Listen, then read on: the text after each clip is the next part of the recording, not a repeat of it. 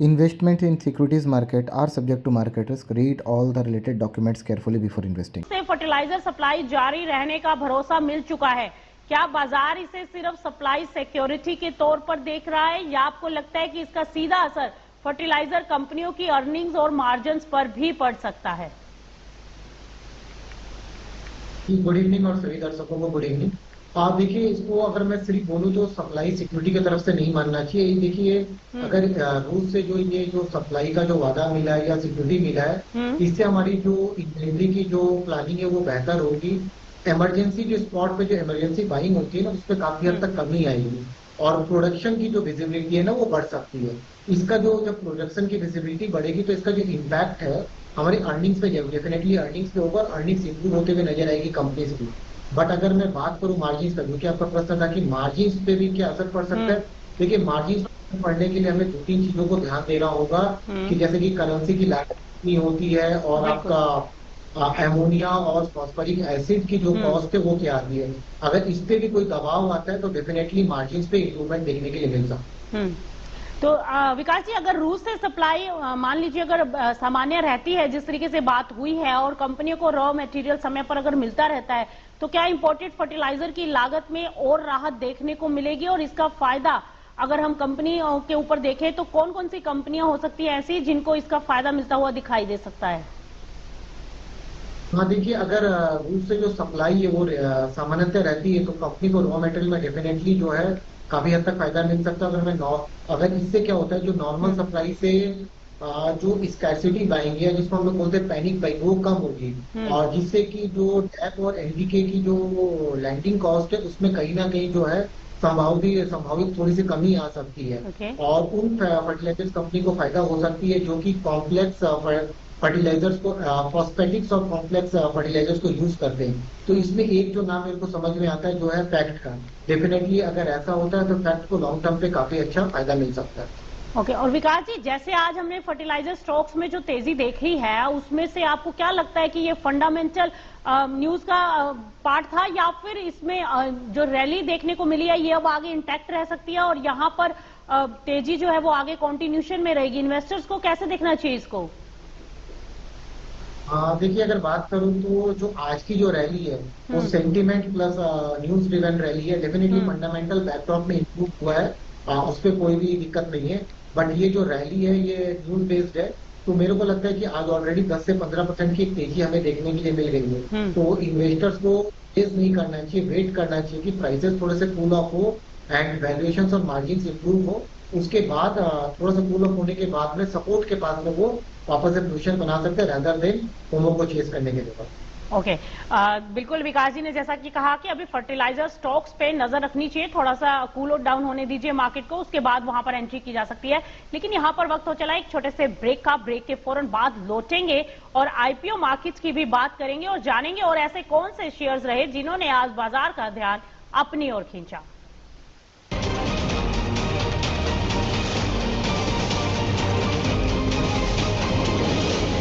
395.90 पर लिस्ट हुआ, जबकि आईपीओ का अपर प्राइस बैंड 360 रुपए था।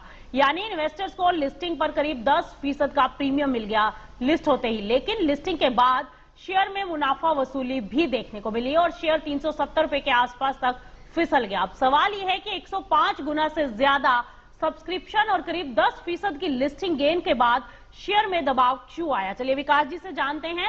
विकास जी, क्या लगता है सनशाइन पिक्चर्स में लिस्टिंग के बाद भी गिरावट सिर्फ प्रॉफिट बुकिंग माने इसको या फिर आईपीओ के दौरान बनी उम्मीदों और मौजूदा वैल्यूएशन के बीच अब बाजार दोबारा आपको बैलेंस बनाता हुआ दिखाई दे रहा है? क्या कहेंगे इस शेयर पर? डेफिनेटली देखिए, इसको मैं बोलूंगा कि प्रॉफिट बुकिंग नहीं बल्कि वैल्यू रिकैलिब्रेशन है। देखिए, आईपीओ के दौरान जो था ना, ग्रे मार्केट का प्रीमियम बोलिए, एक्सपेक्टेशंस बोलिए, जो सब्सक्रिप्शंस की जो क्वांटम थे जिसके चलते क्या था ना कि एक हाई पीरियड हुआ था।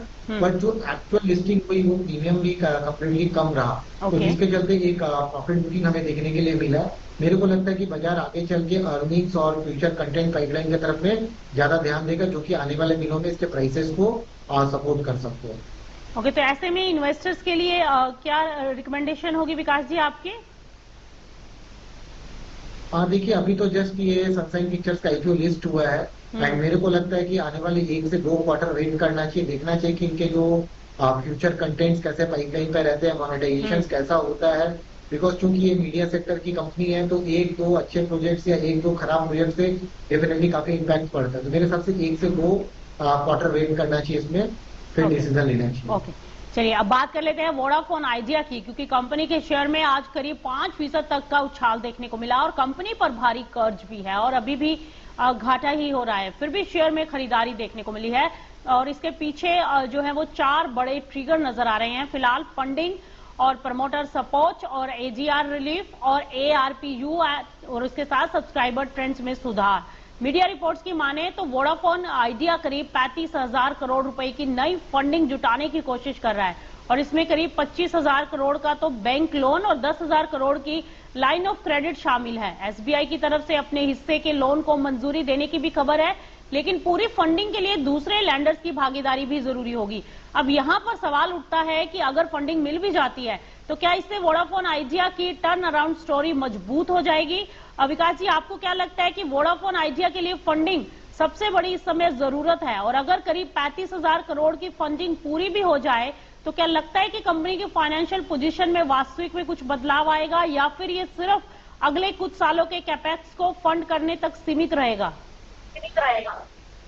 देखिए, वोडाफोन आइडिया की जो टर्न अराउंड स्टोरी है काफी दिन से चल रही है एंड डेफिनेटली ये जो फंडिंग है, जैसा कि आपने बोला 4 चीज, तो देखिए ये 4 पिलर इस पे टर्न अराउंड स्टोरी को मतलब सपोर्ट दे सकते हैं। देखिए फंडिंग एक बहुत बड़ा पॉजिटिव है वोडाफोन आइडिया के लिए, क्योंकि जो नेटवर्क एक्सटेंशन बोलिए, 5G 4G कवरेज को और अच्छा करना बोलिए या 5G का रोल आउट बोलिए, इससे जरूरी कैपिटल की दरकार थी जिसके लिए कंपनी काफी पे प्रयासरत थी, जो कि कंपनी को मिलता हुआ नजर आ रहा है। हाँ, लेकिन ये सारी चीजें जो है बैलेंस शीट के प्रॉब्लम को खत्म नहीं करेगी। आने वाले दिनों में हमें देखेंगे कि कंपनी को बैलेंस शीट में अभी भी दबाव देखने के लिए मिलेगा, जहाँ पे कि इसका एजीएम और स्पेक्ट्रम की लायबिलिटीज अभी भी बढ़ी है।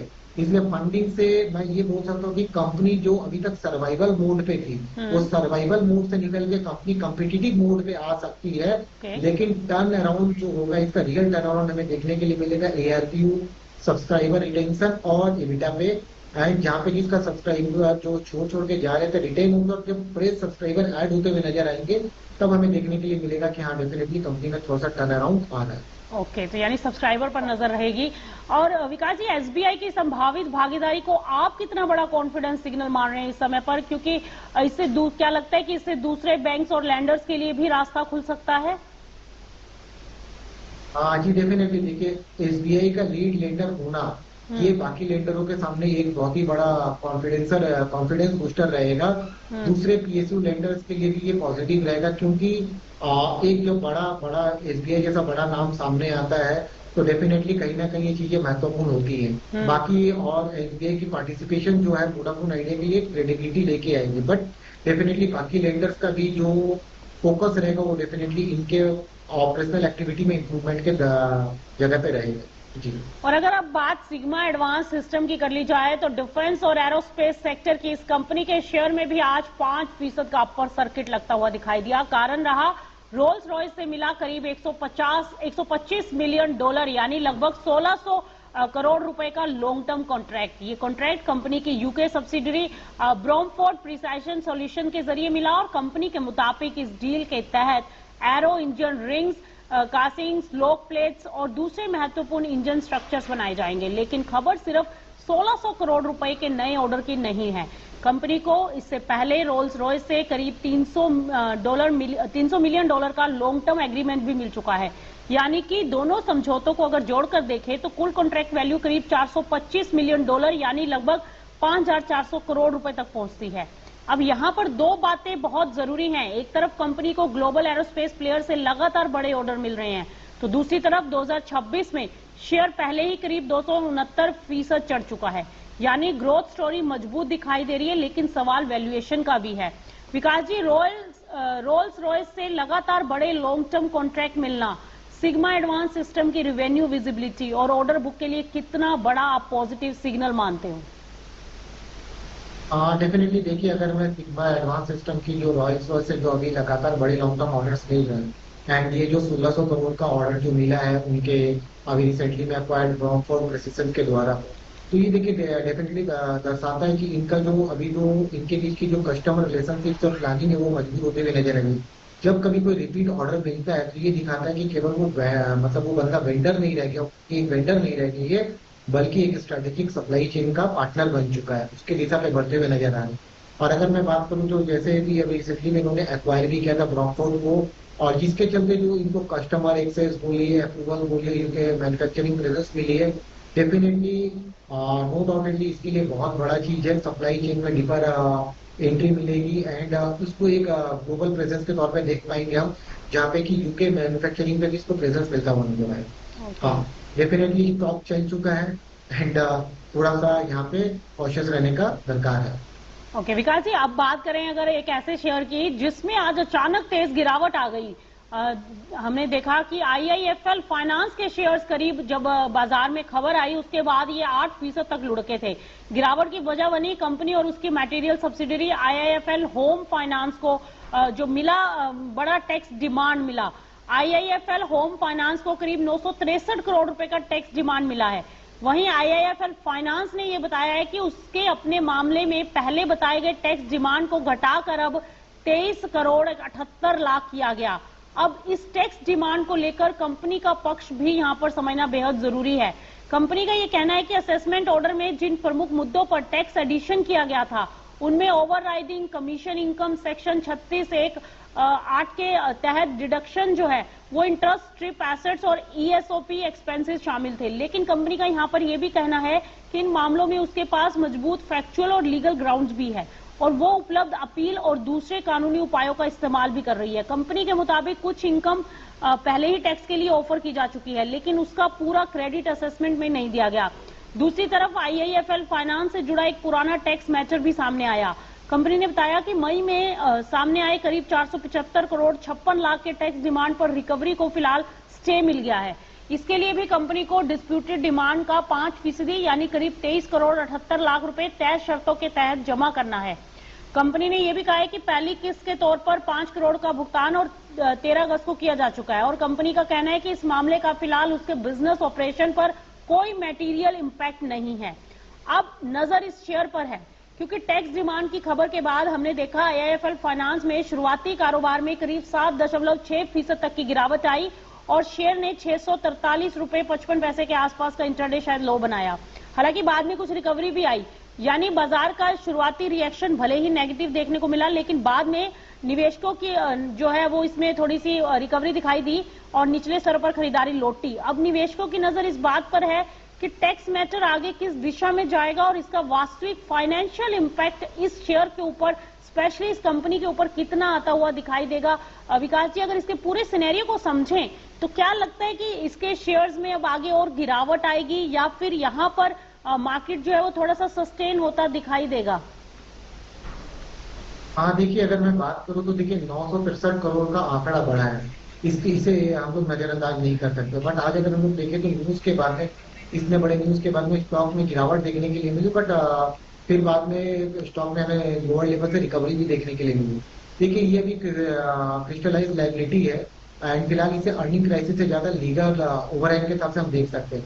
मेरी नजर तीन चीजों पे रहेगी। सबसे पहले एफिलिएट अथॉरिटी से इंटरिम रिलीफ, वो क्या आता है, स्टे मिलता है या नहीं मिलता है, कंपनी को अकाउंटिंग प्रोविजन बनाना पड़ता है या नहीं, और सबसे बड़ी चीज क्रेडिट रेटिंग एजेंसी इसे कंटिंजेंट लायबिलिटी को कैसे एसेस करती है। ठीक है, तो ये तीन चीजों के बाद हमें लगेगा कि देखने को लिए कि स्टॉक कैसे बिहेव करता है। वैसे देखिए डेफिनेटली लास्ट में कुछ ऑर्डर्स में इनको स्टे भी मिला हुआ है एंड कंपनी जैसे बता रही है कि उनके पास और भी लीगल स्ट्रक्चर्स हैं एंड जिसको एक्सप्लोर कर रहे हैं। मेरे को लगता है कि थोड़ा सा वेट एंड वॉच करना चाहिए इसमें। बिल्कुल ठीक है विकास जी, बहुत बहुत शुक्रिया हमारे साथ जुड़ने के लिए और हमारे सारे सवालों के जवाब हमें देने के लिए। तो आपने सुना विकास जी का साफ कहना था कि कंपनी के स्ट्रक्चर्स को बड़े अच्छे से ध्यान से देखना होगा। तो फिलहाल आज बाजार के दिन भर से जुड़ी जो भी अपडेट्स थे उसमें फिलहाल इतना ही। आप देखते रहे मार्केट टाइम्स टीवी, क्योंकि खबरों का सिलसिला यूं ही जारी है।